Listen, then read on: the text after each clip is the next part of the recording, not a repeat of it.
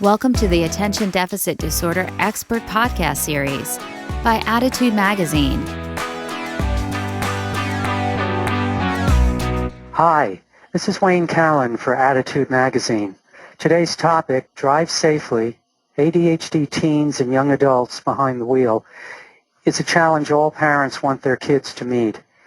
The articles and studies on ADHDers who drive are eye-opening, serious, and scary. Anything we can do to limit the dangers of driving for our teens will give us peace of mind that they are driving more safely. We are very fortunate to have Wes Crenshaw with us to help us out. Wes is a Kansas City metro psychologist and author of I Always Want to Be Where I'm Not, Successful Living with ADD and ADHD. He's also author of Dear Dr. Wes, Real Life Advice for Teens. He is a frequent guest on radio and TV where he discusses teens, parenting, and ADD. You can learn more about his writing and practice at www.dr-wes.com. That's dr-wes.com. So welcome, Wes. Good to have you here today. Well, it's nice to be here, Wayne, always. And it's nice to have folks joining us for this really important topic. By way of full disclosure, I have an 18-year-old who is a bit of a reluctant ADD driver. I think she took me very seriously when I warned her about the dangers of inattentiveness, so much so that she's decided I just am not going to do it. But we're working on that. And I have a 12-year-old with ADD who is extremely excited about driving, so we're going to be starting that very early on, so he gets lots and lots of practice. So I have a personal investment in this as well as with my vast client load also. And driving, I talk about in the book how driving is a much more critical clinical question for a lot of folks with ADD than I think I ever realized it was, to the point that I really ask people in my intake sessions whether they have problems with driving and what sort of problems they have. And it's sort of funny because I will get this look of, how did you know that? Kind of like I have this magic inside vision. And it really doesn't take a lot of clinical intuition to know that. It really just takes looking at some of the statistics and to understand that we see a lot of accidents and a lot of tickets for kids and adults, too, with the driving situation. So it behooves us, particularly for folks with ADHD, to really think a lot about what it takes to drive safely and how to be very intentional in your driving. So in order to decide, of course, not everybody with ADD and ADHD has a driving issue. So what I suggest to teens and young adults and everybody else for that matter is that they ask themselves some questions and give themselves as honest an answer as they can. And here's my little list of questions. Have I had more fender benders than most of my friends? We often think about the teen drivers, and if you work for an insurance company, believe me, you think about this a lot. We think about the teen years as a fairly dangerous time for driving, and statistically it is. So sometimes we don't notice one kid's fender benders are more than the others. I have a very good friend who I hope is not listening today. I wouldn't put it past him. But he was a high school friend that we are still friends to this day. And the running joke in our friend group was you never knew when he was going to wreck the next wheat truck or the next pickup. We lived in the country. Or the next combine. He once was loading a combine on the trailer, and he took down a high power tower. And we now realize, and he is very successfully treated for ADHD. We didn't think of that back in 1978. So ask yourself, do I have more of these little mishaps, these little problems with fender benders, or hopefully not taking down high power lines, but something like that that's a minor distraction-based accident? The second one is the old trance problem. Do I drive along for miles and miles sort of in my own little world, and then all of a sudden I kind of wake back up and I don't really remember what happened the last 5 or 10 or 50 or 200 miles. That is a sign of being in a little too much internal process. And as anyone who has ADHD knows, and for most of their loved ones, you can tell that not all distractions are external. It's not like the squirrel, the proverbial squirrel that you see that attracts your attention. Sometimes the squirrel is in your head. It is what's going on inside you. And driving has this hypnotic mechanism that gets you into your head and not where you have to be behind the wheel, and that's looking at the road. A lot of times people think of focus in driving as like staring at the road and watching the white lines disappear under your car. That's not really focus in driving or anything else. Focus is when you're taking in all of the data that's going on around you, all the variables, and making moment-to-moment decisions about what to prioritize in your attention. So you notice the pedestrian more than you notice the speed, and you notice your speed more than you notice what's on the radio, and so on. You're able to pick out what is the most important thing to see right now. And if you kind of drop into a trance, you're not going to be able to do that. Are your friends scared to ride with you? My good friend from high school, I liked to do the driving as much as possible because I didn't want to end up in the ditch or under one of his wheat trucks. So I also helped him kind of keep track of what was going on around him. We used to call driving a team effort. And now I look back and think that's probably why I'm still alive. So if you have friends that are always like, I don't really want to ride with you, maybe that's a good indicator that you are having some inattention issues. And finally, one of my all-time favorites, wholly apart from the accidents, is the issue of not allowing yourself enough time to get where you need to be. And this is the root of speeding.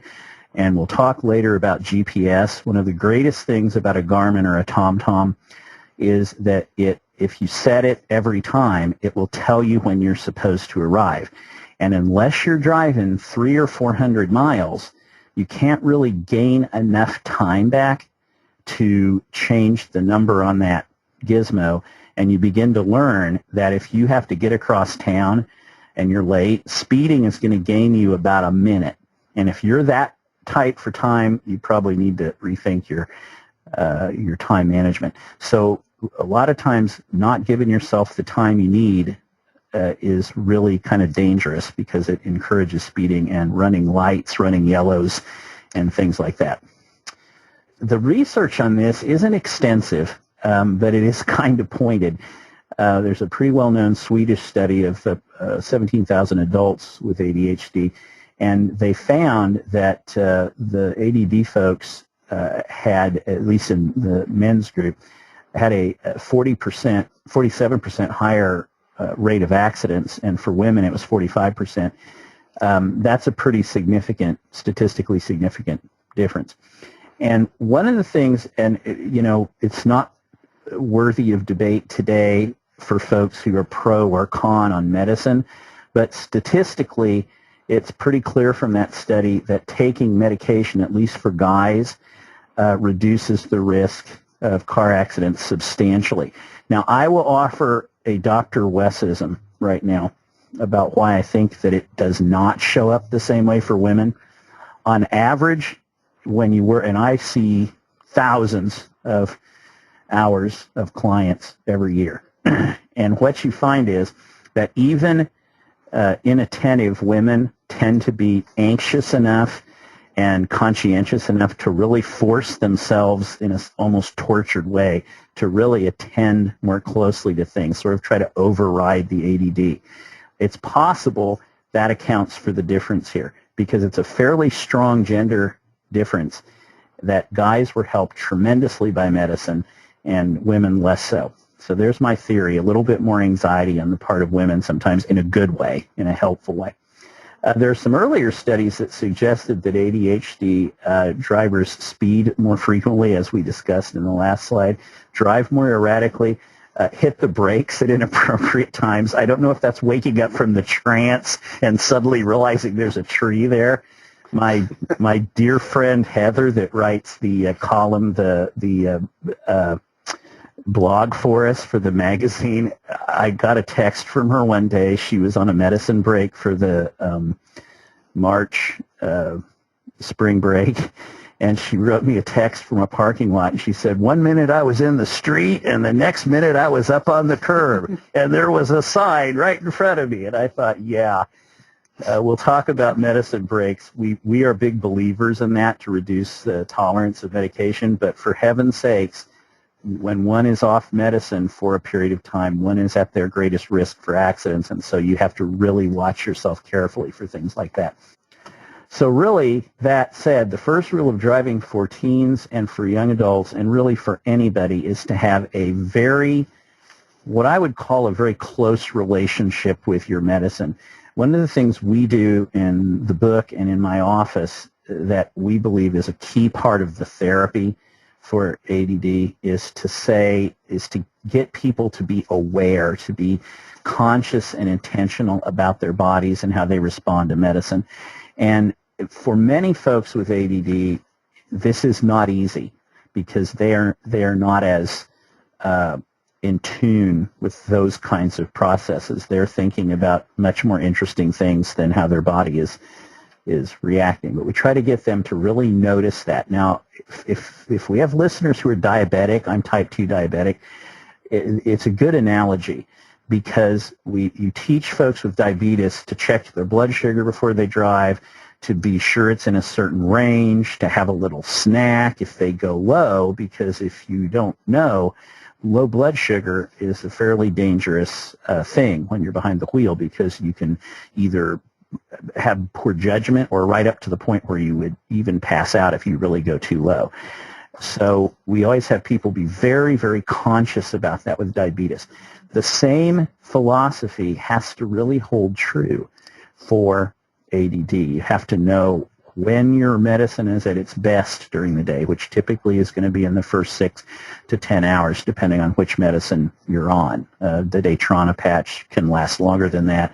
Vyvanse is very long. If you're on short-acting medicine, it's a little like the diabetic and insulin. You have to be sure you know how your medicine is affecting you before you drive. Now, do I know people who have ADD who do just fine driving off their medicine? I do know those people. I don't know what makes them different. Maybe, again, there's a little anxiety there. The ADD drivers who are a little anxious seem to do better because they worry about tickets and they worry about accidents. But for some reason, some people have less trouble than others. Know thyself, as Shakespeare said, and be aware, am I in the medicine arc or am I out of it? Do I need to be in the medicine arc? Am I out of it? Watch out also for fatigue, because if you have ADD, fatigue absolutely lowers your ability to focus your attention, which is why sleep deprivation can look a lot like ADD. So being very careful about those big issues, knowing your medicine, and not driving endlessly into the night are all important things. We talked a few minutes ago about watching the white lines disappear under the car. Hyperfocus is great when you have to write a report for school and you waited to the last minute, and then you work, and magically it comes out pretty good, which then rewards you for procrastination, which isn't always a good thing. But hyperfocus is not very safe in driving, again, because the nature of driving is to take in all sorts of variables. It's multitasking. And hyperfocus is single tasking by and large.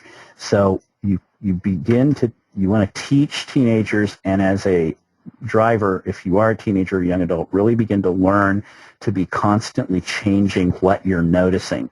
You're scanning the environment. You're trying to take in a lot of information. What should I be thinking about?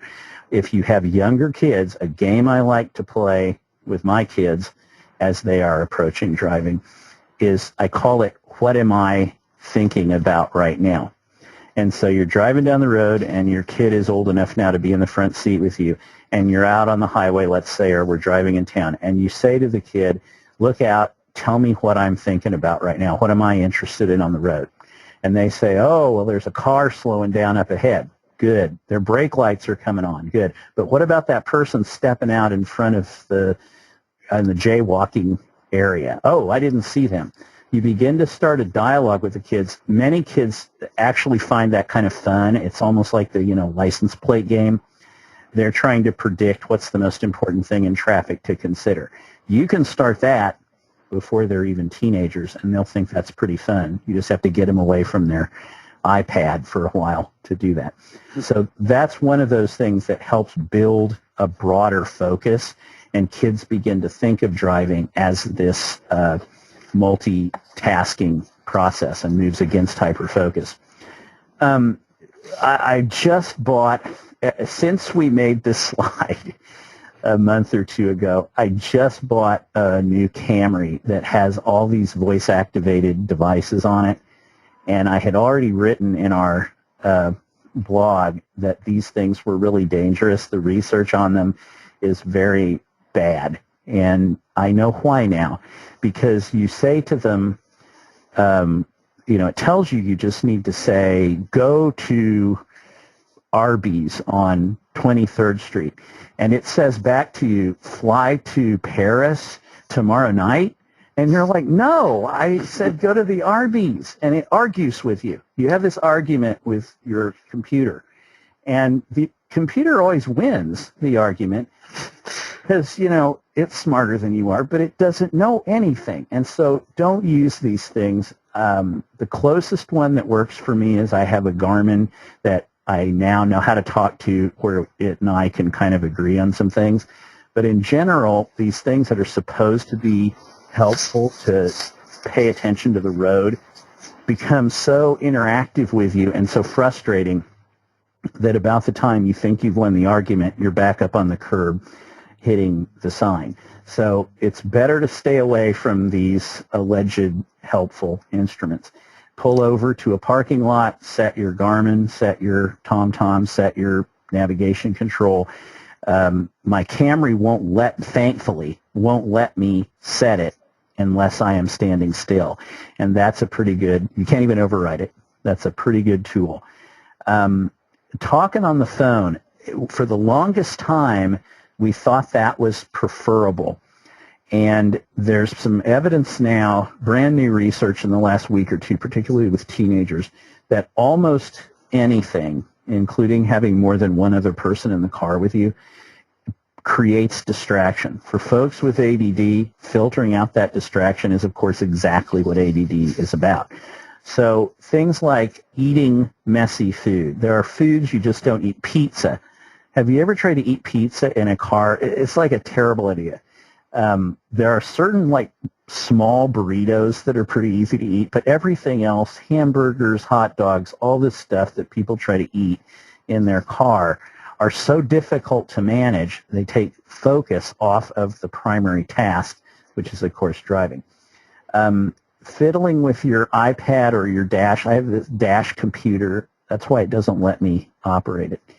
And the worst thing of all is texting. And again, they've come up with this new idea for most of these new navigation systems that I can just talk to the computer and it will text for me. That doesn't help. It's not just the looking at the screen. It is the process of having to create the text that mentally takes you out of the driving experience. So kids, because all kids, whether they have ADD or not, are thinking about the next thing that's about to happen.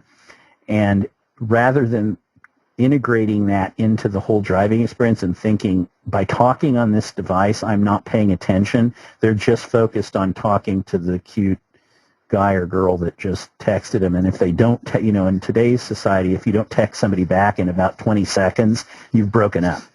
So you if you're going to do that, if it's that important, pull over. And talking to kids about this, again, when they're preteens and on through their teen years, makes it easier for them to see how serious that is. The one thing that doesn't work with kids, it never works, it doesn't work with sex, it doesn't work with texting, it doesn't work with anything, is just scaring them.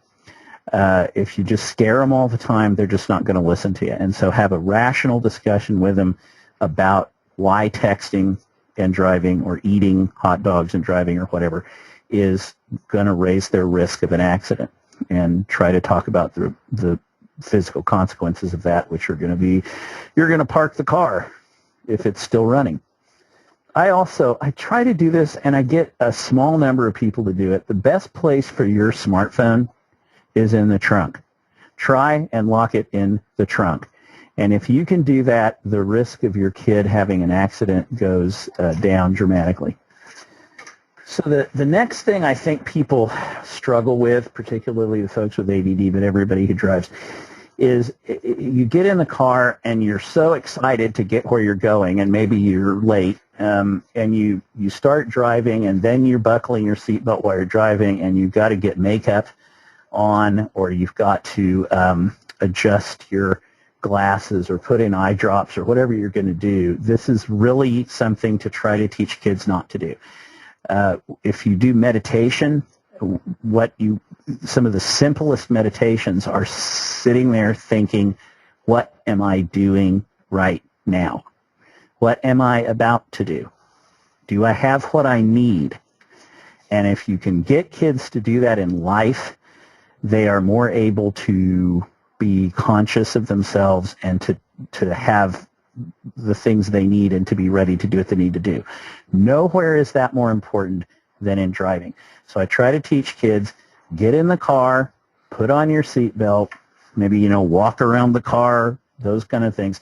Put on your seatbelt and think, what am I doing right now? And you just sit there for a second. It's going to kill all of 5-10 seconds. It's not a difficult task. Is everything the way it's supposed to be? Are my mirrors where they belong? Do I know where I'm going? Did I set my GPS? And then they can go. There are a number of other things, but those are some examples that you want to consider. The more kids can do that, the more safe they're going to be when they start out, doing more things up front. And, you got other things like the heater. People will fool with that heating control forever. And the minute your eyes are down low, they're not on the road. Now, we shall now speak of the issue of cruise control. And I looked at some of the comments on our article, and I got to say those were some pretty, if people want to go back to our blog and see some of the things, folks, or I guess it maybe was the article in the magazine, people had some pretty good comments, and I'm going to integrate some of what they were trying to teach. And I have two schools of thought now about this.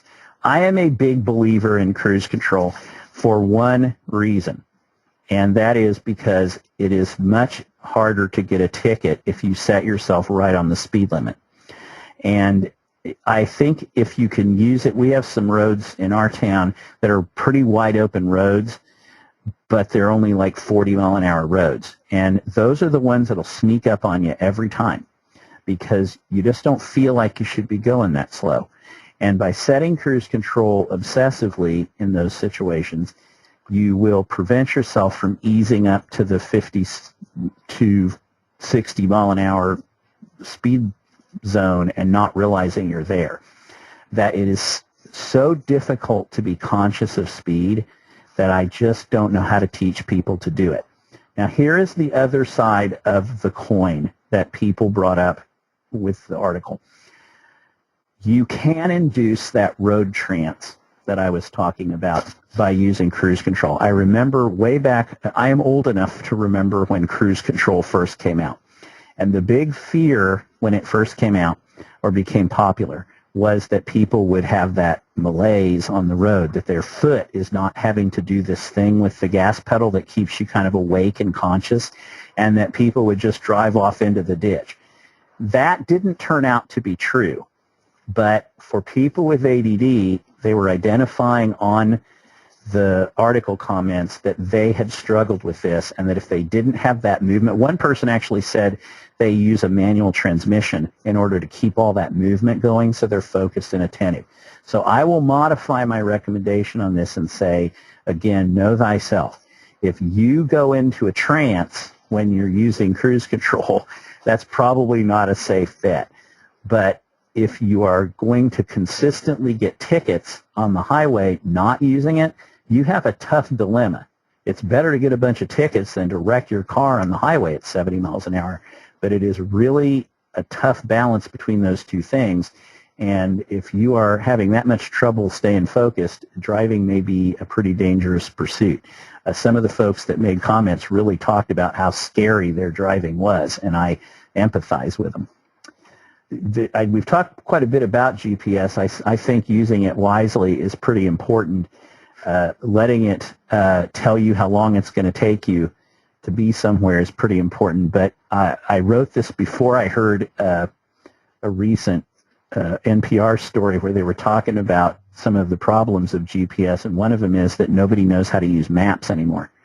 And so if you don't have a command of the area, you may end up off in the lost. My new navigation system on my Camry is terrible. It goes all sorts of places I know aren't right. So if you're out somewhere you don't know where you are, get a reality check before you end up lost. And then earlier I said that my friend and I used to consider driving a team sport. I think having a co-pilot is a pretty good idea if you have ADD, as long as you learn to work well together. Now, for young people, this is very upsetting because the co-pilot of the parent, depending on how calm the parent is, and you got to be really calm to ride around with teenagers, it becomes a sort of a feeling of control and domination. That's not what we're looking for. The parent really has to take a deep breath and maybe, I don't know, a Xanax or something to be able to be in a calm, reflective state and still give strong instruction when needed. So go gently in that situation, but if you're a teenager listening or a parent wants to pass this advice on, try not to take that personally, because usually that's designed to help keep you focused and on the road. And there's a lot of evidence that if people are consistently staying engaged with each other focused on driving, it helps. If you're just talking about stuff randomly, that's not as helpful. Also, things like watching for changes in speed limit. One of the great things about GPS, as long as you keep it updated, is it will tell you when the speed limit changes, and mine even turns red when I'm over the speed limit. It has a pretty clear red sign on it. And if you don't have that, a friend can be very helpful in keeping an eye on that sort of thing. Too much of the time now, the friend is in the passenger seat texting somebody, and it's better if people can both be alert and keeping an eye on the road. I'm hoping with our group today that we have some questions that I can be helpful in answering about the topic of driving. Lots of questions from concerned parents, Wes. So I'll start with this one. Before my teen starts to drive, do you think it's a good idea to make an appointment with a doctor to make sure his medication is at the right dosage and to find out if he has any visual challenges before hitting the road? Yes, absolutely, on both counts. Everybody should probably have the eye exam before they drive for obvious reasons. One time my daughter, I had perfect vision until I was about 42, and my son has perfect vision. My wife and my daughter don't, and we were in Washington, D.C. My daughter was probably 9 at the time, and I was trying to teach her how the street signs work in Washington. You know, you have the letter street signs that go north, and I was showing her this, and she's like, "I don't see it, Daddy." And I said, "What don't you see? The words on the street sign?" She goes, "No, I don't see the street signs." And I said, "What?" And they're right there. She says, "I don't see them." Oh my gosh, her prescription had deteriorated so much, and she didn't think about it. And while older kids that are driving age will notice that more, don't take anything for granted. Very critical. But in terms of the medicine, it is, I got to tell you, it's going to bother some people, but I think parents have to really question if a young person is refusing medication management and they have any history at all of these kind of accidents, the things that were on my list earlier. I think parents have to question whether it's a good idea to turn a giant four-wheeled box of metal over to their child. If the kid has ADD, doesn't want to do medicine, and isn't having any kind of driving problems at all, then maybe that's a different question. But I think the research is clear enough, and my clinical experience is clear enough that medicine, ADD, and driving all have to go together. So I totally endorse that point about the doctor. Another parent asks, my 16-year-old son wants his driving permit badly, but he is highly impulsive and has very bad temper tantrums. I worry that if someone cuts him off, he will lose it and possibly start driving recklessly. I've heard that people with ADHD and ODD shouldn't be driving. How do I handle this with him, and do you have a general feeling about ODD and ADHD on the road? I think that was your son that pulled up behind me and then flipped me off and jumped into the left lane on a draw in a no passing zone and went around me at 80 the other day, and I turned him into the cops. Was that him? I'm sure that it's his cousin. This is a problem on the road, and I think you ask a very good question, the answer to which is it's very hard to know case to case. People who have a lot of rage issues and a lot of impulse control, I would just ask everybody listening, do you want to be out on the road with that person? And I think parents have an obligation to make sure kids are safe in those situations. Now, here is how I would go about trying to improve his safety over the course of time. So item one, we all probably understand that on average, I think it was Barkley who first kind of realized this, but it's pretty well held now, that kids are about 2.5 years behind their peer group in maturity. And I can attest to that for many of the clients I see. Not all of them, but many. So probably that person isn't as ready to drive. So you just have to assess your child for that. The correct solution to that is to tell them that if they are interested in driving, they are going to have a much longer supervised driving period.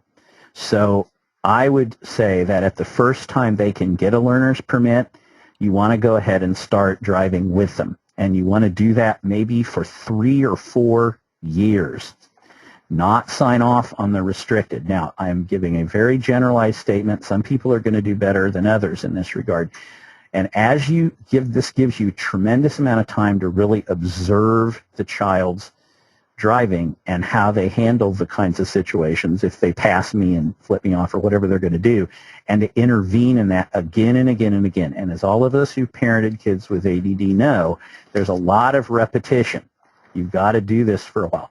The other advantage to that is by the time they get to be 17 or 18, approximately maturity level is going to be about 16 and a half, and you now have given them a longer period of time to where they hopefully will be more emotionally together and safer on the road. So in general, I would support your supposition that maybe you need to slow down this young person's trip to the highway, and he's going to hate you for that, and that's just the way it goes. Do you have any philosophy or strategy about having friends in the car, especially after the first several months of a person getting his or her license? A parent asks, her daughter has some friends in the car. They watch videos. They play music loudly, which makes for less attention being paid to the roads by her daughter. Yeah. A friend of her daughter's actually got into a very serious car accident when she was changing a CD. What kind of rules should I institute about driving with friends, or should I just make her wait for a while before she can actually have friends in the car? I think that second idea isn't a bad one. I'm not kidding when I say that's what's great about pickup trucks. I grew up in western Kansas, and we all had pickup trucks. And this is before they had very many extend cabs on the road.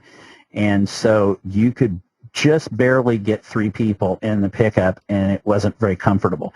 And that was a great idea, especially the little trucks.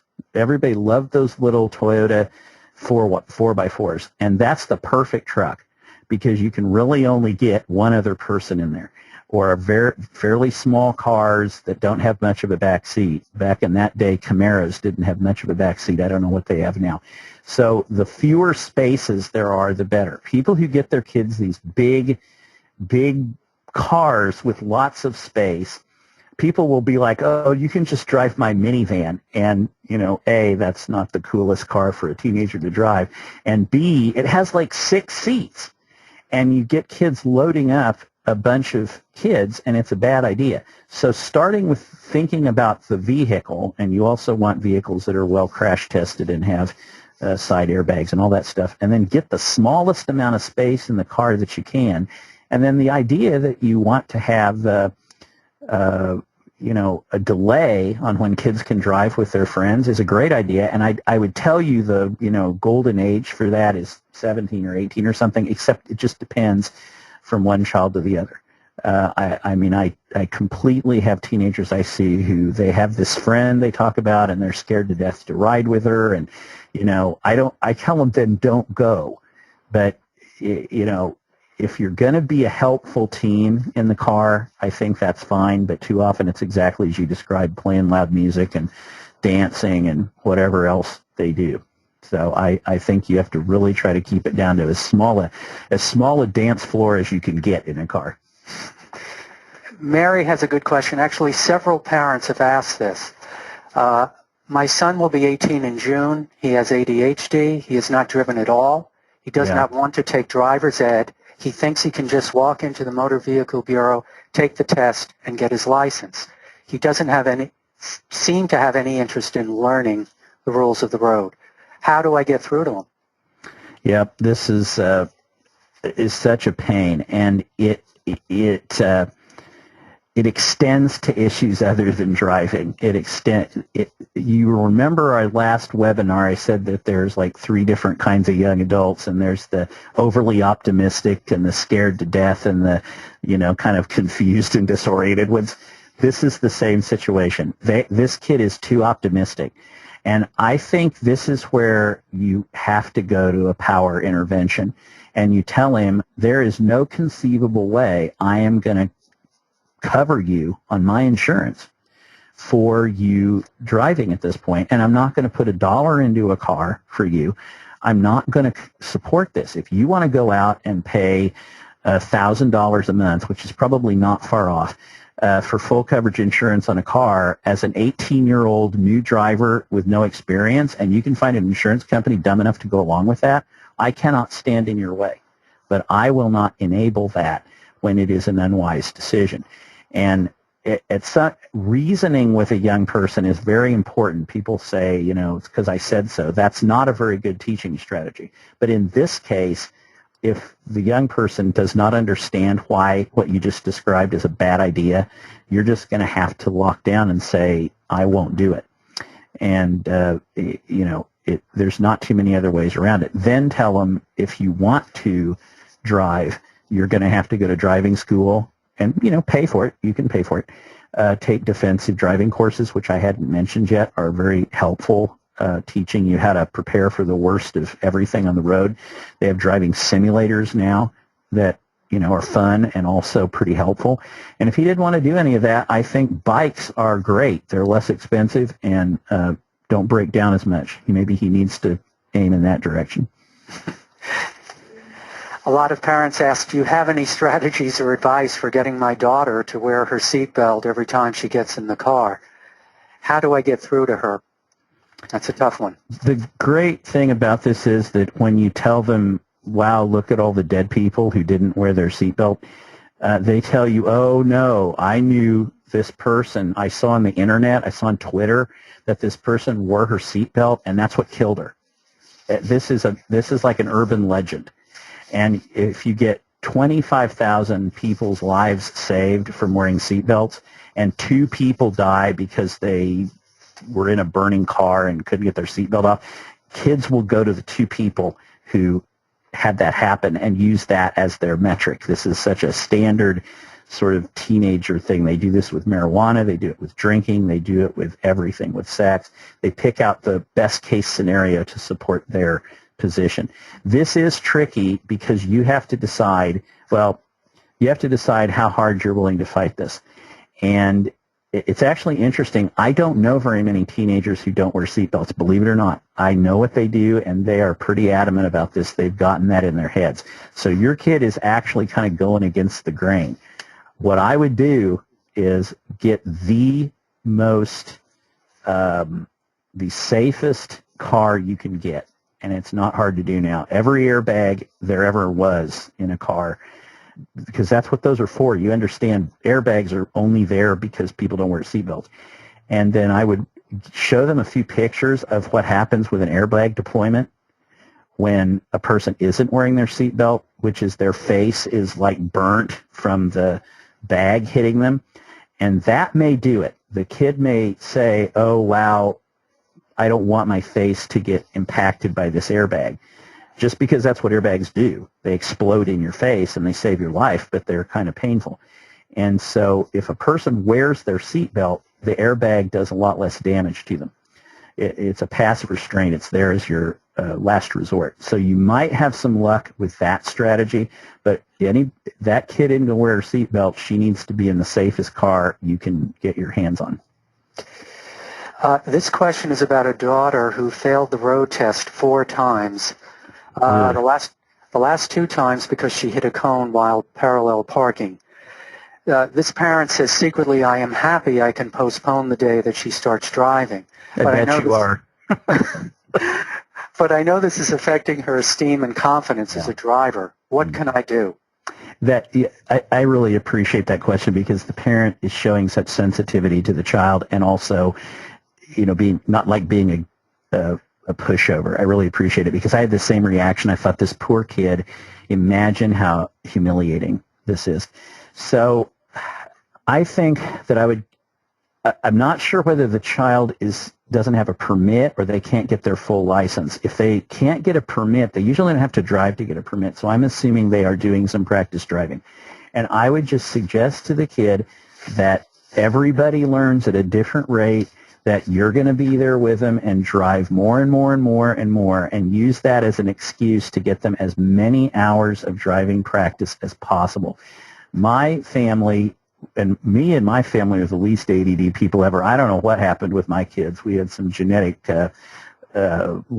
skipping the generation. But I was driving when I was 13 years of age, and by the time I was 14, I was driving with my parents in Dallas, Texas, in the middle of the city. So I was taught very early on to have hundreds of hours of experience in driving before I ever took off on my own. And by the time I was 16, my parents gave me the car, and I drove across Kansas by myself. It was enough experience at that point that I did fine.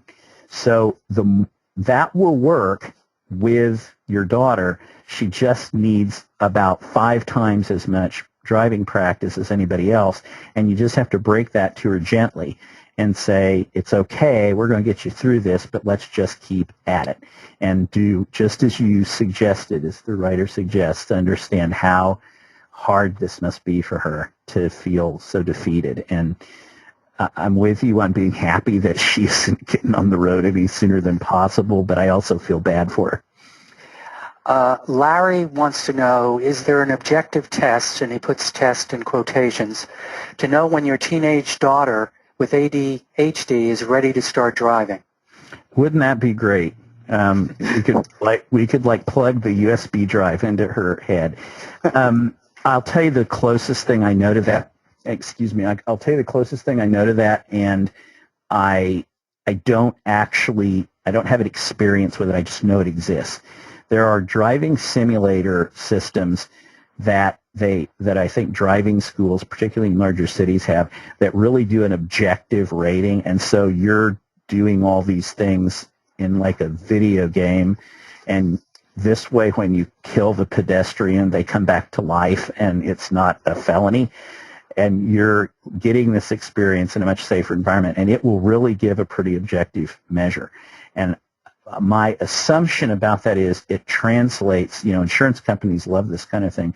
It'll translate well enough to the real world that if your child is having a really hard time with the fake pedestrian and the fake cones and the fake pet that comes out in the road and all these things they throw at you in the driving experience. If she's having a hard enough time with that, it's probably a good analog for the problem she's really going to have on the road. So that is my best answer to that. It's really a good question. And I think if I were a parent facing that right at the moment, and especially in the city, I would be looking for these driving simulators. Mm-hmm. Another parent asks, what do you think of drawing up a driving contract with my son who just got his license? He agrees to follow driving rules and regulations. I have the right to confiscate the keys when he breaks them. Can a parent actually make this work with a teen? Absolutely, they can. The question is, will you? And I would give you one warning on that. Do not write any checks you are not willing to cash. If you write that contract up and say, I'm investing in your driving, here's what I'm putting up to do that, insurance, money for the car, whatever, maybe you're putting the gas in, this is my role, this is your role. And here is what you are able to do with the car. And you make your list as you see fit, and you say, if you violate these rules, and maybe you have a metric, like if you violate the eating a hot dog in the car, I'm going to do this. If you violate having 8 people in the car, I'm going to do this, and make it more problematic for them, the more troublesome they are. Then you follow through without question. Great. What happens too often is people like writing contracts, they don't like enforcing them. And so the first time you come back and don't follow through with the reasonable, well thought out consequence in the contract, then the kid is like, yeah, they were just kidding.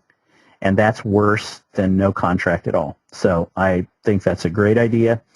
If you really have situations where a kid has violated that contract and you need to have them driving for some reason, like school or something, it is not very difficult at this point to track people and they're driving using GPS systems and such. And I do not recommend that unless you have probable cause to believe that they are doing things they shouldn't be doing, or speeding a lot, or doing dangerous things. And even insurance companies at one point had systems set up that you could track your kids' driving habits. And if that's necessary for their safety, I think that you should look into it.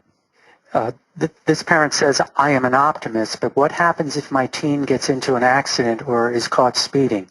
What's the best way to teach him what to do if a police officer stops him, or he is at an accident scene, or his car breaks down even in the middle of the night?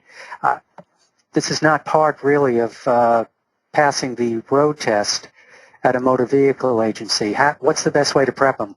It's such a good question and not one I would have thought of. I'm just impressed that this parent has teenagers and they're still an optimist. That's impressive to me. No, I think that's great. So to me, if you go back to what I said about the little game, what am I thinking right now? As you're driving around with kids and they're riding with you, or you're having lunch, you're just in some sort of informal setting. This is always the best way to talk with kids. If you have like a whiteboard and you say, okay, kids, line up. We're going to have how to get out of a car accident time. They're not going to be as interested then as if you are just talking about it kind of naturally. Or maybe they come in and they say, oh my gosh, my friend got pulled over in a traffic stop and got arrested last night. There's a good opportunity to say, wow, what do you think you had to do in a situation like that? And really begin that dialogue so they're sort of thinking about it when it happens. Now, you actually asked about 4 or 5 completely different scenarios. And for anybody who's a minor, if they get pulled over for any infraction, there are two parts to this. The crime and punishment part and the due process part. And parents get really confused about those two issues. So the due process part is parents need to be sure that kids are treated fairly under the law. And in general, that's not the job of law enforcement. Their job is not to be sure your child is treated fairly. Their job is to shake your kid down if they've committed, or to find out if they've committed an offense. So kids must be taught in school, in any kind of situation, that when an officer is wanting to question them, they need to not respond without counsel. We see this all the time. I don't know what it's like in other people's worlds, but you have what's called a resource officer in the school. And people forget that's not officer friendly because they see the person every day and they're best friends with them. It is an officer. It is a law enforcement officer. And if you tell them, well, yeah, I do have a bag of weed in my car, you've just confessed to a crime. And kids forget this, and law enforcement will take advantage of that because it's their job. That's what they do, is to investigate crime. So kids need to understand due process. The other side of that is if kids are violating the law and knowingly doing so and violating your rules with the car, let's say they get a minor in possession or a DUI or something, I think parents need to not just save the child. They need to be sure the child has due process and then let the child suffer in that situation, because what we see in our neck of the woods, and I'm in a university town, fairly affluent town, and my Kansas City practice is in a very affluent part of town, parents will rush in, hire the best attorney in town, and do everything they can think of to bail their child out of legal consequence. And I don't think I need to explain how that turns out. Kids feel enabled to go do more of the same. So due process, but also don't save them. And kids need to be taught that up front so they understand if you get into legal trouble with the car, here's what I'm willing to do and here's what I won't do. I may not bail you out of jail that night. You know, you may be sitting in juvenile detention, or if you're an adult, sitting in jail. That is a sobering effect, literally and figuratively, on kids. So go through all of these. You talked about also scenarios with breakdowns. Have kids in their phone, have the AAA number or whatever they need to do to call, because when that happens, kids' anxiety goes up and their reasoning goes down, and they don't have a procedure to follow. If they have a breakdown or they're somewhere that they don't know how to handle it, be sure that you've walked them through that in careful detail. There are all sorts of those kind of scenarios that you can just have a dialogue about, and it'll help when the kids need it. Yeah, one parent actually had a practical suggestion of putting all these scenarios in and writing them up on index cards and putting them in the glove compartment. Thought that wasn't a bad idea. Yeah, I think it's a great idea. And you can also, if you want to follow kid technology, you can also plug all of that material into the Notes app on their phone or whatever tool they like to use, so it's always with them. They have all those numbers and everything they need, but it's a super idea to put it in the glove compartment too. Yeah. I hadn't heard about this, but there's something called graduated licensing. A teen receives a provisional license to drive with specific restrictions. The restrictions are lifted systematically as the driver gains experience and demonstrates competence. Have any of your clients used this type of licensing, and what do you think? So we don't have that in Kansas. It's been discussed. We don't have it exactly the way that was described.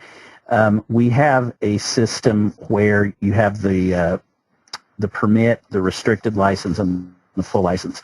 What this is about is an even more incremental movement. There are states that do that.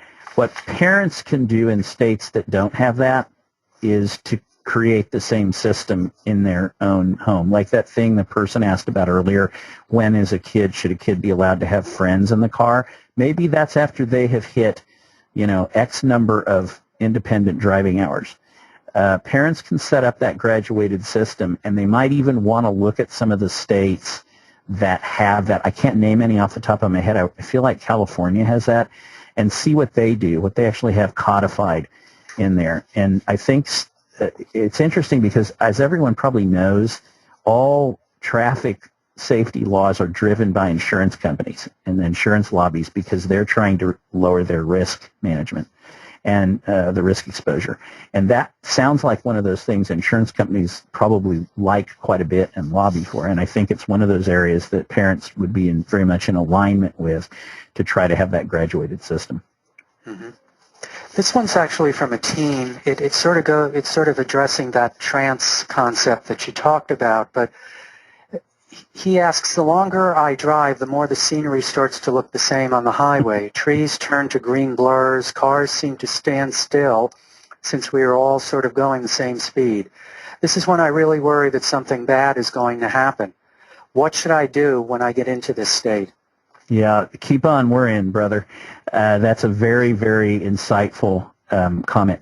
So the first, and it seems obvious, but it isn't always until the moment it comes, solution to that is you need to hit the rest stop. If you're out on the highway, on an interstate, there's going to be a rest stop. Your Garmin or TomTom or whatever will tell you how far it is, and that's what they're there for, is for you to pull over, get up, walk around, do a little stretch, whatever helps. And you may, as a person with ADD, need to do that more frequently than other people. Just plan that into your time.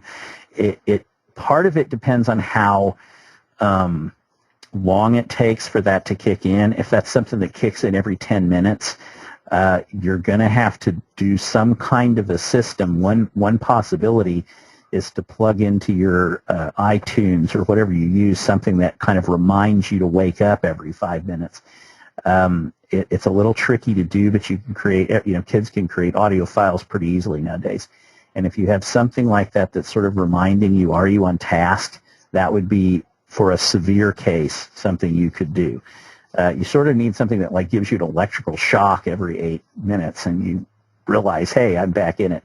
But taking the break, the driving break, and I should have actually put that in the slides. I'm really glad that it came up here. Taking a driving break is something people just don't do enough of, whether they have ADD or not. And it's crucial in maintaining focus on the road. Mm-hmm. Here's a question. My daughter doesn't do well on ADHD medications, so she doesn't take it. We have her using alternative treatments to manage symptoms. Does that mean I shouldn't allow her to drive? Well, I will answer that. That is a complex question. So let me answer the first part. The idea of not doing well on medicine is an area of some interest to me. Without plumbing the depths of that case, our experience is that if we keep working at it with a closely integrated relationship, we have our own prescriber now at our office, and if we work very closely together and the kid is on the team and we're on the team and we work on some of the thinking styles around medicine, ultimately we will find a medicine that is helpful. Now, if that absolutely isn't the case, the first thing you must do is question the diagnosis. It is entirely possible that that is the wrong diagnosis. Now, if the alternative treatments, and I don't know which they are because there are many, if the alternative treatments aren't solving the problem in such a way as concentration and focus improve, then driving is only one of your problems. And I would suggest that if everything else is right, driving will come in place. Like if you're okay and doing well in school, able to focus, able to do homework, able to manage yourself and your time and all that stuff, whatever treatment you're using, driving should be there. It should be okay. If it's not, then it's a symptom of not having the ADHD controlled. So that's the best I can do with a complicated question. But I wouldn't just say no, she can't drive, because if you're really treating it successfully, then it ought to be okay. Mm-hmm. Well, that'll have to be the last question. We're about at 2 o'clock. So I wanted to thank you again, Wes, for giving us some practical strategies for keeping our kids safe behind the wheel. We all appreciate it. And it was good to have everybody join us. Had a very good group and such wonderful questions. It's nice to always have a challenging discussion. Well, we'll see everyone next week at Attitude's next webinar. Have a good day. For more Attitude podcasts and information on living well with attention deficit, visit attitudemag.com. That's ADDITUDEMAG.com.